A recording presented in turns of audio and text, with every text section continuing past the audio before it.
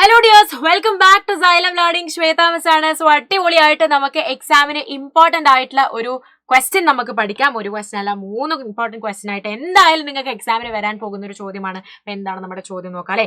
How many centimetres is 1.25 metres എന്നാണ് നമ്മുടെ ചോദ്യം. 1.25 മീറ്റർ. ഇതിനെ എത്ര സെന്റിമീറ്റർ ആക്കിയിട്ട് നമുക്ക് എഴുതാൻ പറ്റും എന്നുള്ളതാണ് നമ്മുടെ ചോദ്യം.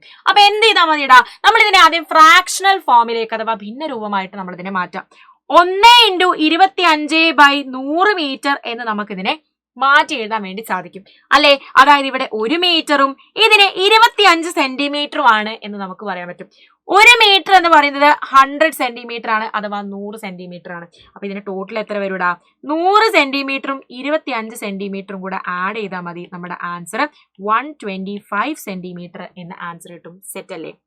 സോ നെക്സ്റ്റ് ക്വസ്റ്റ്യൻ ഇതേപോലത്തെ ഒരു ചോദ്യമാണ്. 1.75 മീറ്ററിനെ ഫ്രാക്ഷണൽ ഫോമിൽ എങ്ങനെ എഴുതാം എന്നാണ് ചോദിച്ചിട്ടുള്ളത്.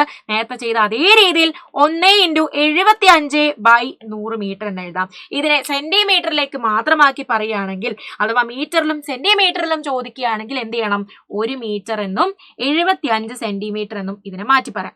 ഇനി സെന്റിമീറ്ററിൽ മാത്രമാണ് നമ്മുടെ നെക്സ്റ്റ് ക്വസ്റ്റ്യൻ. അപ്പൊ നമുക്ക് എന്ത് ചെയ്യാടാ?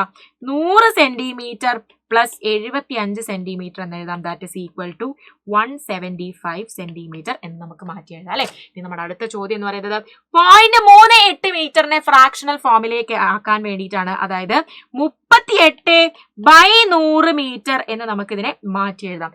അങ്ങനെയെങ്കിൽ ഇത് എത്ര സെന്റിമീറ്റർ ആണ് എന്നാണ് അടുത്ത ചോദ്യം. അപ്പൊ എത്രയാണ് ഇത് നിങ്ങൾക്ക് ചെയ്ത് കഴിഞ്ഞാൽ കിട്ടുക എന്നുള്ള കാര്യം നിങ്ങൾ താഴെ കമന്റ് ചെയ്യുക. അപ്പൊ വീണ്ടും അടുത്തൊരു വീഡിയോ ആയിട്ട് മിസ് വീണ്ടും വരുന്നതായിരിക്കും. അതുവരേക്കും ബൈ.